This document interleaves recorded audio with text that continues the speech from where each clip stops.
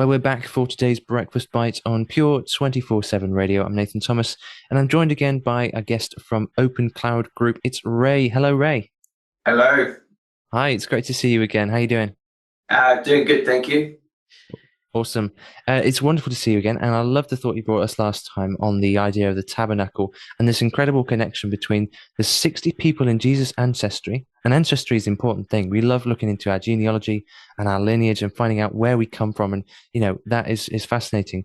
But seeing that connection in the tabernacle, in that there were 60 people in Jesus' ancestry, from Adam to Jesus, and also 60 poles around the tabernacle, just shows God's amazing overview of the big picture, which is just Absolutely. awesome. No, yeah, praise Yeah. God.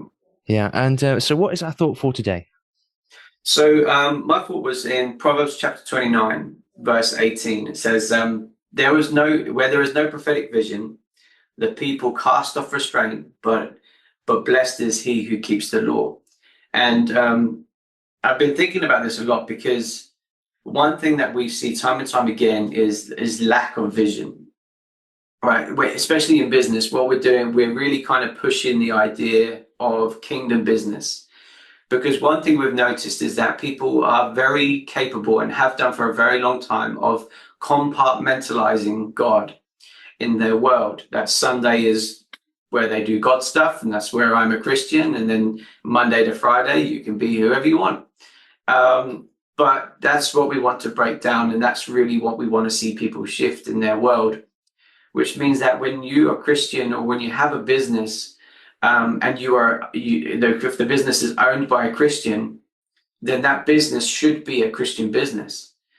There shouldn't be a secularization of who you are.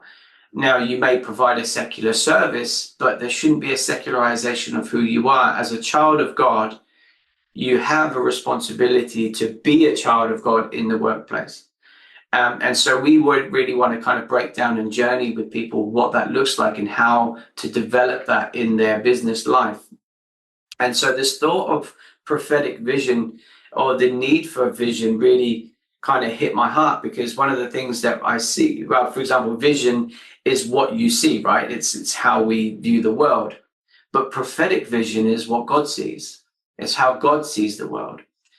And often we get detached from God's heart because we feel, some of us feel like we know more than God, right? I know I've been in that situation where I've gone, no, God, I've got this, I'm good, thanks. But no, God knows more than we do, and he sees more than we do. And if we pursue God's heart and if we pursue God's mind, we then also begin to see what he's seeing. That means that he will see and show you things that haven't happened yet, that could happen, that are going to happen. He can pre-warn you about stuff, but also he can give you ideas and just real practical structure and strategy for how to deal with certain things. And it all just comes from being close to him. It all comes from that place of intimacy that when you draw close, you begin to understand how they think and how they see the world.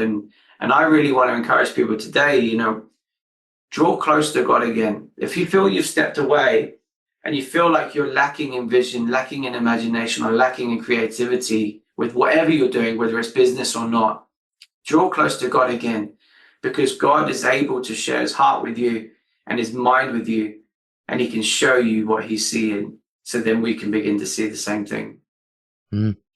That's really good. It's so true that God has he can give us a lot of inspiration. I guess a lot of people would perhaps, so to speak, keep God out of their business because they feel like being a Christian is not a great business strategy.